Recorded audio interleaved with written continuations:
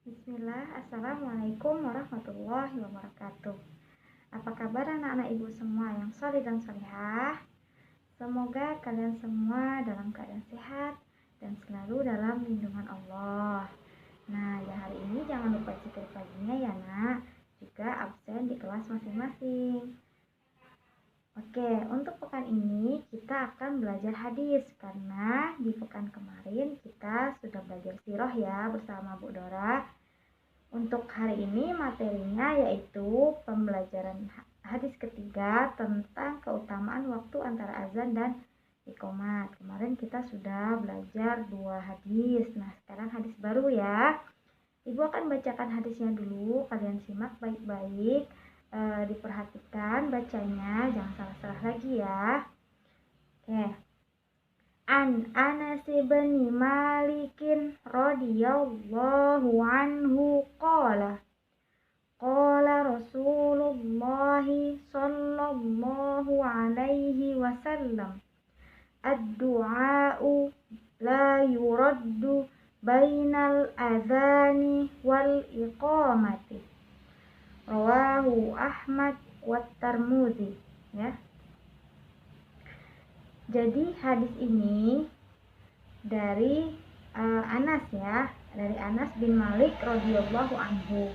Beliau berkata bahwa Rasulullah SAW bersabda, tidak akan ditolak doa yang dipanjatkan antara azan dan iqomah. Ini hadis riwayat Ahmad dan Tirmidzi ya. Nah, sebelum kita pelajari makna dari hadisnya ini, di sini diceritakan dulu biografi tentang perawinya atau sejarah kehidupan sang perawi yaitu Anas bin Malik ya. Nah, di sini diceritakan bahwa Anas bin Malik ini adalah seorang pelayan Rasulullah yang terpercaya.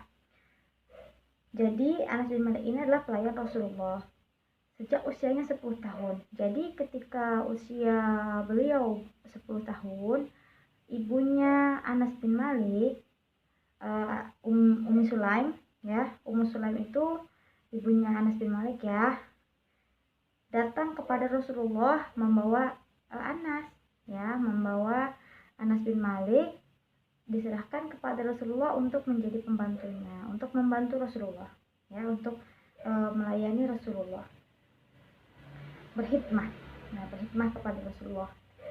Tapi Rasulullah SAW tidak pernah menganggap Anas bin Malik ini seperti pembantu ya, memperlakukan Anas bin Malik ini tidak seperti pembantu, apalagi pembantu yang di sinetron itu. Enggak seperti itu ya. Rasulullah SAW memuliakan, menghargai Anas bin Malik ya. Bahkan Anas bin Malik berkata bahwa Rasulullah SAW tidak pernah menegur apa yang aku perbuat.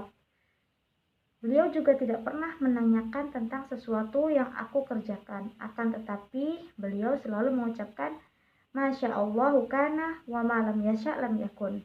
Apa yang Allah kehendaki maka jadilah, dan apa yang tidak Allah kehendaki maka tidak akan terjadi. Nah, dari sini akhlak Rasulullah kita bisa tahu ya bahwa Rasulullah memperlakukan Anas bin Malik yang saat itu mengabdikan diri, berkhidmah atau menjadi pembantu kepada Rasulullah tidak semena-mena. Rasulullah tidak pernah menegur, memarahi ya.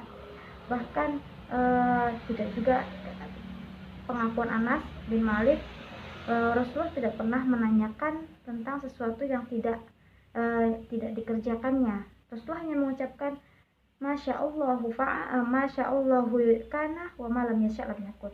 Jika Allah menghendaki maka terjadi, jika Allah tidak menghendaki ya tidak akan terjadi. Nah, seperti itu.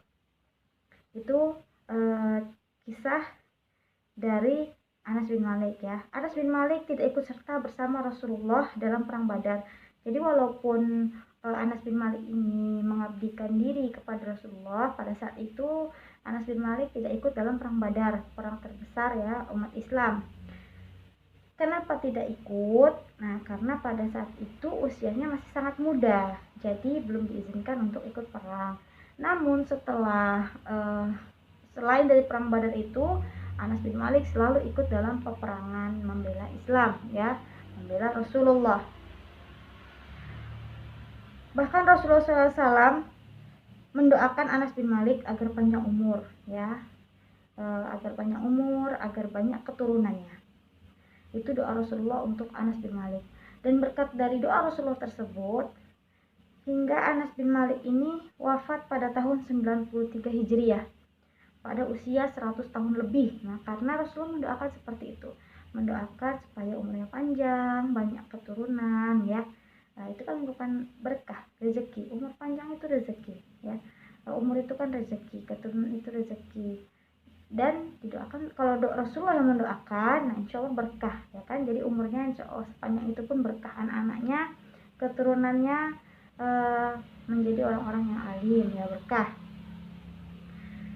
Nah, beliau meninggal pada usia 100 tahun lebih dan memiliki 80 anak laki-laki dan 2 anak perempuan. Nah, itu karena doa Rasulullah yang mendoakan seperti itu, ya, supaya umurnya panjang dan banyak keturunan. Masya Allah. Itulah kisah singkat dari perawi Anas bin Malik. Nah, kemudian dari hadis ini kita akan pelajari, ya, makna hadisnya secara global. Allah Subhanahu wa taala berfirman, "Ud'uni astajib lakum." Nah, ini ada di Al-Qur'an, ya. Surat Al-Mu'min ayat 60. Artinya, berdoalah kepadaku, niscaya akan kuperkenankan bagimu. Nah, ini kalau Allah yang sudah berkata, maka ucapannya benar, ya. Allah tidak mungkin berdusta. Allah tidak pernah bohong, ya. Jadi kalau Allah berkata seperti ini, maka pasti, ya, Allah laksanakan. Kata Allah, ud'uni astajib lakum. Allah meminta kita untuk berdoa kepadanya, maka Allah akan kabulkan. Apa saja yang kita minta, doakan. Doa yang baik-baik, ya nak. Doa yang ikhlas, yang penuh kerendahan diri, dengan memuji Allah. Nah, itu Allah akan kabulkan. Dalam ayat di atas, Allah SWT memerintahkan kepada kita agar berdoa dan meminta kepadanya. Nah, jadi kita untuk berdoa itu hanya minta kepada Allah, tidak boleh kepada selain Allah, ya. Untuk meminta segala sesuatu untuk hidup kita, itu kita minta pertolongan kepada Allah, ya. Kecuali kalau minta bantuan itu sama orang, tapi kalau minta sesuatu yang orang lain tidak bisa, itu minta sama Allah, ya. Maka bagi kita selaku hamba-hamba Allah, hendaknya memperbanyak doa kepadanya, banyak-banyak doa, nak. Nah, ada waktu-waktu yang mustajab. Nah, kan di sini doa itu bebas, doa itu bebas saja, meminta pertolongan, minta ampunan, ya. Minta ampunan, kalian doakan orang tua kalian, mohon ampun, mohon ampunkan dosa-dosa kedua orang tua, ya. Kalian sayangkan sama orang tua, doakan. Selagi masih ada, sayangi. Kalau sudah tidak ada, doakan, ya. Ketika hidup pun doakan ampuni dosa-dosanya, apalagi kalau sudah tidak ada. Banyak-banyak kirimkan doa, karena orang yang sudah meninggal tidak bisa beramal lagi, maka yang menolongnya ya doa-doa dari anak-anaknya yang soleh, yang solihah, ya, untuk meringankan siksanya di akhirat nanti. Minta rezeki yang berkah, ya, mau minta rezeki yang banyak, mau minta ilmu yang berkah, mau minta umur yang panjang, pokoknya semua minta sama Allah, ya. Jangan ragu, berdoa sama Allah dengan penuh keyakinan. Dan semua kebaikan-kebaikan lainnya hanya kepada Allah. Nah, jadi kita minta doa semua yang baik-baik kepada Allah. Allah pasti kabulkan. Ada waktu-waktu mustajab bagi kita. Nah, jadi ada waktu-waktu yang mustajab. Maksudnya waktu-waktu di mana doa itu cepat terkabul, ya, mustajab, yang tidak ditolak, doa-doa yang tidak ditolak, ya. Yaitu waktu-waktu utama untuk dikabulkannya doa seperti di sepertiga malam terakhir. Nah, ini yang rajin tahajud, ya. Ada yang rajin tahajud, nak. Kalau ada, masya Allah, ya. Pas 5 sudah rajin tahajud, masya Allah. Nanti orang tuanya diangkat derajatnya, nak. Karena pahala dari anak-anaknya yang soleh seperti ini. Rajin sholat tahajud, berdoa, minta ampun, minta ilmu yang berkah, minta rezeki yang berkah. Nah, itu termasuk waktu yang mustajab dan nanti Allah kabulkan. Kemudian di saat sedang sujud, nah, pada saat sholat, makanya sholat jangan terburu-buru, nak. Jangan cepat-cepat sholat itu, ya. Hayati baik-baik, baca hati-hati, baca baik-baik. Ketika sujud boleh minta sesuatu, berdoa kepada Allah. Kemudian di saat berbuka puasa, karena ada yang mengatakan juga orang yang berpuasa ini doanya tidak ditolak, ya. Kemudian saat safar, dalam perjalanan, berdoa. Dan di antara azan dan iqomah, ini di antara waktu-waktu mustajab. Banyak lagi, ada ketika hujan, ya.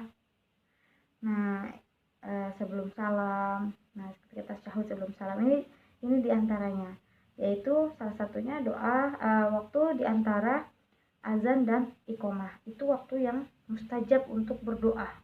Barang siapa yang berdoa, maka tidak akan ditolak doanya pada saat itu. Jadi kalian nak, ketika sudah mulai azan, duduk. Kalau sudah di masjid, duduk yang rapi, ya, tenang, dan berdoa banyak-banyak sebelum iqomah, atau sambil menunggu iqomah, daripada kalian ngobrol, main-main, ganggu kawan sana sini. Nah, ini seringnya kan ketika kita masih belajar tatap muka, setelah azan itu menunggu iqomah, masih ada yang bercanda-bercanda, lari-lari, bahkan ada yang main-main masih. Nah, itu tidak baik, ya. Lebih baik dimanfaatkan waktunya sambil menunggu iqomah, kita berzikir, banyak-banyak berdoa, karena di situ waktu yang mustajab, ya. Kalian mau apa, minta sama Allah, minta apa saja, ya, hal-hal kebaikan apa saja minta sama Allah. Tapi kalian harus yakin, ya, yakin Allah akan mengabulkan. Nah, hadis yang kita pelajari ini menerangkan tentang keutamaan waktu azan dan iqomah, ya. Itu salah satu waktu yang utama untuk berdoa. Karena dalam hadis lain Rasulullah SAW bersabda, ini ada hadis lain juga yang mengatakan, apabila muazin mengumandangkan azan, maka dibukalah pintu-pintu langit dan dikabulkan doa-doa. Jadi ketika muazin, orang yang azan itu mengumandangkan azan, maka pada saat itu pintu-pintu langit dibuka dan doa-doa dikabulkan, ya. Maka manfaatkan waktu itu. Sekarang kita sudah tahu itu salah satu doa waktu yang mustajab. Maka banyak-banyak berdoa, jangan lagi main-main setelah azan, ya. Setelah azan udah zikir, duduk, banyak-banyak berdoa. Jangan main-main ganggu kawan sana sini, ngobrol, bahkan sudah iqomah pun masih ngobrol, masih main. Nah, itu kebiasaan yang tidak baik, ya. Oleh karena itu, hendaklah kita pergunakan waktu yang mustajab ini dengan zikir dan doa, dengan memperbanyak memohon kebaikan kepada Allah Subhanahu wa taala. Nah, kan ini yang tadi dijelaskan. Kemudian pelajaran yang bisa diambil dari hadis ini, yang pertama, menerangkan keutamaan waktu antara azan dan iqomah, ya. Kita sudah tahu bahwa waktu di antara azan dan iqomah itu adalah waktu yang mustajab, jadi jangan disia-siakan. Yang kedua, Allah akan mengabulkan doa orang yang berdoa pada waktu antara azan dan iqomah. Nah, ini dia poinnya.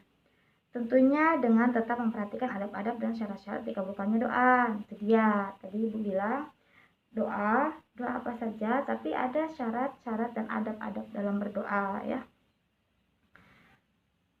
Apa saja maksudnya syarat-syaratnya? Ya, pertama ya harus yakin. Kemudian mengurangi maksiat, ya. Adab-adabnya ada dengan menyebut asma Allah, menyanjung dengan bersolawat juga. Nah, itu diantara adab-adabnya juga.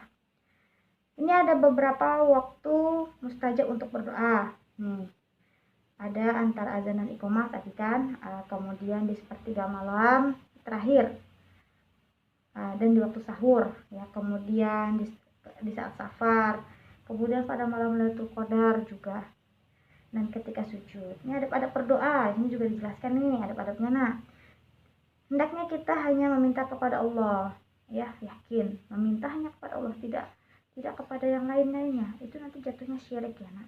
Kita meminta kepada pohon, meminta kepada mbah dukun, nah itu syirik jadinya, ya.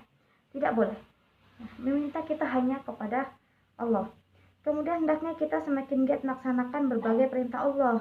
Jadi kalau ingin doanya cepat dikabul, Nah, kita harus giat juga melaksanakan perintah-perintah Allah. Diimbangi ya, kita ingin dapat banyak, maka kita harus berusaha banyak. Nah, kemudian hendaknya doa disampaikan dengan penuh ketundukan dan dengan suara yang lembut. Nah, penuh ketundukan maksudnya bukan nunduk seperti itu ya. Penuh ketundukan itu hatinya merendahkan hati kita kepada Allah ya. Jadi jangan sombong. Nah, pada saat berdoa kita merendahkan diri kita kepada Allah dan dengan suara yang lembut. Kemudian hendaknya pada saat berdoa kita memadukan perasaan roja dan khauf kepada Allah. Roja itu berharap ya, dan khauf pada Allah. Jadi ketika kita berdoa harus dipadukan atau dibarengi dengan roja, harapan. Sangat berharap Allah akan mengabulkan. Dan khauf, sangat takut jika Allah tidak mengabulkan ya. Takut karena dosa-dosa kita yang banyak Allah tidak mengabulkan doa kita. Nah, itu harus dipadukan pada saat kita berdoa. Kemudian hendaknya kita meyakini bahwa Allah pasti mengabulkan doa kita. Nah, tadi Ibu bilang kan, ketika berdoa juga harus yakin bahwa Allah akan mengabulkan. Kalau kita yang nggak yakin, ya gimana Allah mengabulkan, kita sendiri nggak yakin. Maka harus yakin bahwa Allah pasti mengabulkan. Nah, itu dia poin-poin penting yang bisa kita pelajari dari hadis ini ya. Di sini kita sudah tahu keutamaannya waktu antara azan dan iqomah. Kemudian kita juga sudah diberitahu ini, kita pelajari waktu-waktu yang mustajab. Kemudian adab-adab dalam berdoa supaya doa kita cepat terkabulkan. Nah, dari sini sudah paham ya nak sampai sini? Alhamdulillah. Kalau sudah paham, alhamdulillah ya. Barakallahu fikum. Nah, seperti biasa tugasnya dikirimkan hadisnya ya nak ke Ibu. Hadis 3. Hadisnya aja, nggak perlu pakai arti. Nah, dikirimkan ke Telegram. Gak usah video, nah audio aja ya. Karena kalau video bukanya berat. Jadi audio saja kirim ke Telegram. Barakallahu fikum. Kita tutup dengan baca doa kafaratul majlis. Subhanaka Allahumma wa bihamdika asyhadu an la ilaha illa anta astaghfiruka wa atubu ilaik. Assalamualaikum warahmatullahi wabarakatuh.